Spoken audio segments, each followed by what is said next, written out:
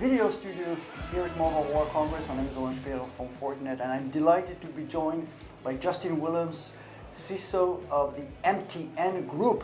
I did it correctly? You did indeed. Excellent. So Justin, thank you very much for being here. And mobile operators, mobile providers have been investing heavily in 5G, from the RAN to the core.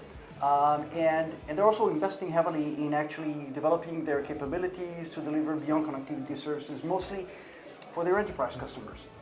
How do you see the role of cybersecurity from your global view in allowing, first of all, the enterprise to go building enterprise trust in order for you to facilitate their consumption of your beyond connectivity services? Plus, there's also a growing compliance issue, right? Both on operators and enterprise customers. So how does cybersecurity play in actually helping you achieve compliance?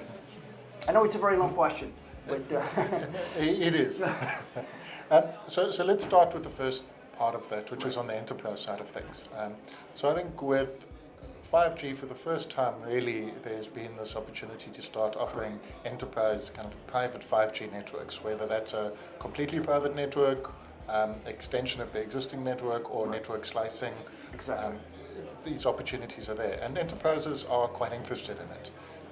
If one looks at large-scale environments like mines and ports and the like, they've been having to deploy Wi-Fi and deal with all the challenges that come with it to have a fully functional service without any blind spots and the like. Now, with 5G, it's much easier to achieve the coverage that's necessary, so we've been doing a whole bunch of pilots around that, and those have been largely successful, so we'll be moving forward into full commercial basis. Right.